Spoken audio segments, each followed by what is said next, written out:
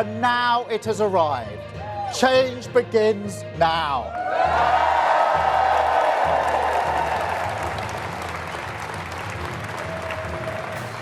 And it feels good, I have to be honest.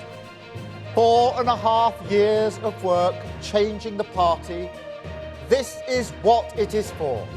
A changed Labour Party, ready to serve our country, ready to restore Britain to the service of working people. मां का दर्द देखकर बीता Britain के नए प्रधानमंत्री का बचपन। कीर स्टारमर जब 11 साल के थे तब उनकी मां को एक दुर्लभ बीमारी हो गई थी जो कुछ आर्थराइटिस जैसी थी। स्टारमर ने अपने एक इंटरव्यू में कहा था कि उनकी मां की बीमारी की वजह से उनका बचपन बहुत बुरा बीता। बीमारी के चलते उनकी मां की हड्डियां धीरे धीरे इतनी कमजोर हो गई कि उनका खड़ा होना मुश्किल हो गया। इस वजह से वो मुश्किल से चल पाती थी। 50 सालों तक वो दर्द से जूझती रही। जीवन के आखिरी दिनों में उनकी हड्डियां बिस्किट जितनी कमजोर हो गई थी, जो हल्के दबाव में भी टूट जाती थी। उनका खाना, सोना, करवट लेना सब बंद हो गया। दर्द से वो इतनी परेशान हो गई कि उनके पैर तक काटने पड़ गए। उनका ये दर्द उनकी मौत तक रहा।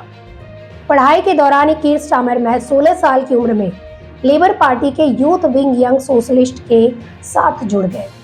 स्कूल की पढ़ाई पूरी करने के बाद 18 साल की उम्र में उन्होंने लीड्स यूनिवर्सिटी में लॉ की पढ़ाई के लिए एडमिशन लिया। इसके साथ ही वो अपने परिवार में यूनिवर्सिटी जाकर पढ़ने वाले पहले सदस्य बने। स्टारमर मिडिल क्लास परिवार से थे।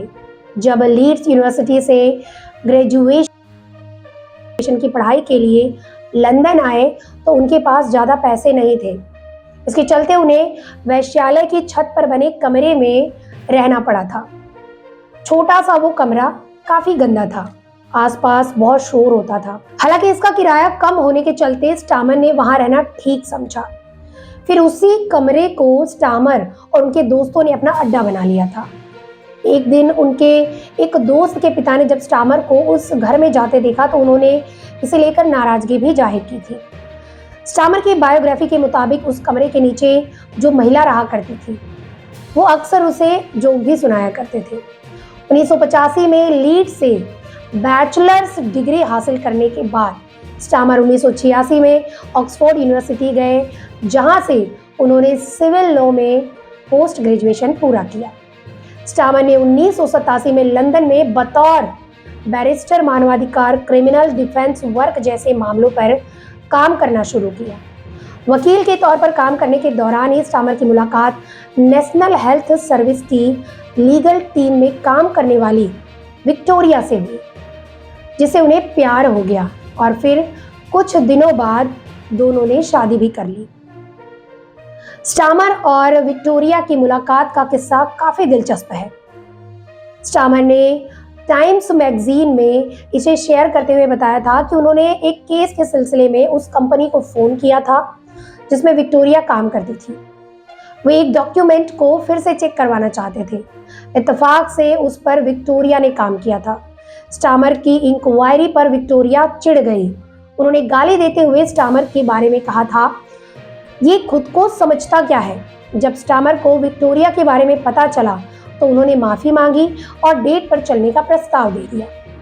विक्टोरिया ने इसे स्वीकार कर लिया। इसके बाद 2002 में दोनों की शादी हुई।